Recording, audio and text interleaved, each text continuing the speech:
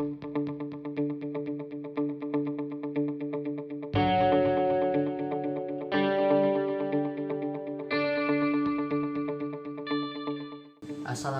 warahmatullahi wabarakatuh.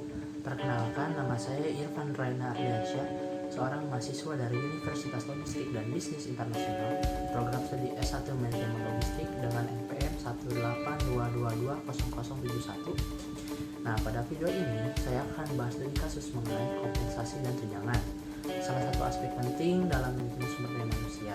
Mari kita mulai. Oke, sebelum kita masuk ke studi kasus, penting bagi kita untuk memahami terlebih dahulu apa itu kompensasi dan tunjangan dalam konteks manajemen sumber daya manusia. Jadi, kompensasi merupakan seluruh bentuk penghargaan yang diberikan oleh perusahaan kepada karyawannya sebagai imbalan atas kontribusi yang telah mereka berikan. Kompensasi ini dibagi menjadi dua jenis utama, yaitu kompensasi langsung dan kompensasi tidak langsung. Kompensasi langsung mencakup gaji pokok, bonus, komisi, dan insentif berbasis kinerja. Bentuk ini biasanya bersifat tunai dan diberikan secara berkala. Sementara itu, kompensasi tidak langsung sering kita kenal dengan istilah tunjangan. Nah, sekarang kita bahas lebih dalam mengenai tunjangan. Tunjangan ini adalah fasilitas tambahan yang diberikan perusahaan untuk meningkatkan kesejahteraan karyawan. Meskipun tidak selalu berupa uang, tunjangan bisa berbentuk satu, tunjangan kesehatan seperti BPJS atau asuransi tambahan. Kemudian tunjangan bisa berbentuk seperti tunjangan transportasi dan makan. Kemudian tunjangan hari raya atau THR. Berikutnya tunjangan anak dan keluarga hingga fasilitas kerja seperti laptop, kendaraan dinas hingga fleksibilitas kerja. Beberapa perusahaan juga memberikan tunjangan non-material seperti kesempatan pelatihan, jenjang karir, mentoring, dan cuti tambahan. Ini semua termasuk ke dalam strategi retensi karyawan agar mereka tetap loyal dan termotivasi. Tujuan utama dari sistem kompensasi dan tunjangan ini adalah untuk menarik karyawan potensial, mempertahankan karyawan yang berkinerja baik, meningkatkan kepuasan dan produktivitas kerja, dan menjaga hubungan kerja yang harmonis antara karyawan dan manajemen. Jadi bisa kita simpulkan bahwa kompensasi dan tunjangan bukan hanya sekadar biaya, tapi merupakan investasi penting dalam membangun organisasi yang kuat dan berdaya saing tinggi. Oke, sekarang kita langsung masuk ke studi kasusnya saja. Jadi judul studi kasus ini adalah tantangan kompensasi di perusahaan XYZ.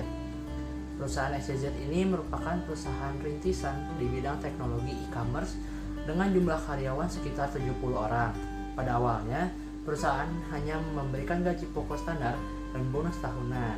Namun, seiring berjalannya waktu, muncul keluhan dari para karyawan yang merasa kurang dihargai atas kontribusinya. Dari survei internal yang dilakukan oleh tim HR, yang pertama, sebanyak 40% karyawan merasa gaji mereka lebih rendah dibandingkan dengan perusahaan lain di industri yang sama. Poin kedua, 30% mengeluhkan minimnya tunjangan seperti kesehatan dan fleksibilitas cuti. Dan poin yang ketiga, sebesar 25% mulai mempertimbangkan untuk pindah kerja karena merasa tidak ada kepastian pengembangan karir atau reward tambahan. Nah, ini mengakibatkan tingkat turnover meningkat hingga 15% dalam waktu 6 bulan saja.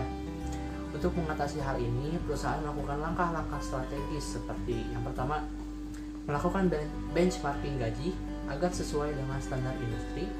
Yang kedua, menerapkan bonus kuartalan sebagai motivasi kinerja jangka pendek. Yang ketiga, menambah tunjangan kesehatan yang mencakup anggota keluarga. Yang keempat, memberikan cuti fleksibel dan opsi kerja hybrid. Dan yang terakhir, menyediakan pelatihan dan jalur karir yang jelas bagi pengembangan karyawan. Nah, dari seluruh poin-poin sebelumnya, itu didapatkan hasilnya dalam 3 bulan setelah implementasi strategi ini.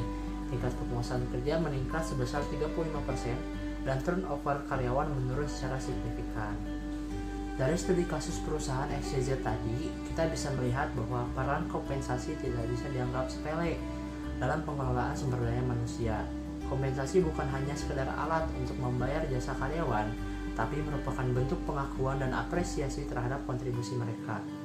Ketika karyawan merasa bahwa upah dan tunjangan yang mereka terima adil dan sesuai dengan beban kerja serta kompetensi, maka mereka cenderung menunjukkan loyalitas, semangat kerja yang lebih tinggi, dan keterlibatan yang lebih aktif dalam pekerjaan. Sebaliknya, jika ketidakpuasan terhadap sistem kompensasi dapat menjadi pemicu utama turnover, rendahnya produktivitas bahkan bisa menciptakan konflik internal di tempat kerja. Yang menarik dari kasus ini adalah bagaimana pendekatan strategi dari tim HR mampu mengubah situasi. Tidak perlu menunggu terlalu lama atau melakukan perubahan besar-besaran, cukup dengan mendengarkan keluhan karyawan, membandingkan standar industri, serta menyusun sistem kompensasi yang adil dan transparan.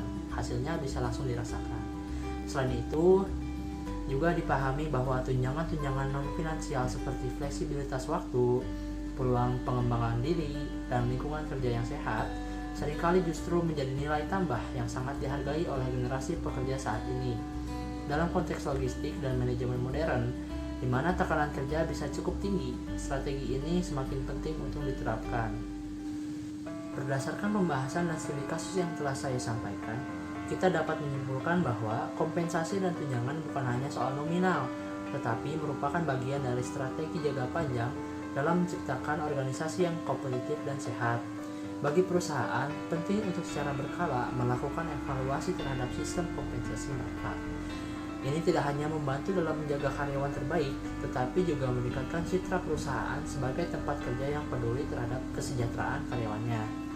Sebagai mahasiswa manajemen logistik, saya pribadi menyadari bahwa aspek sumber daya manusia memiliki peran krusial dalam rantai logistik dan operasional.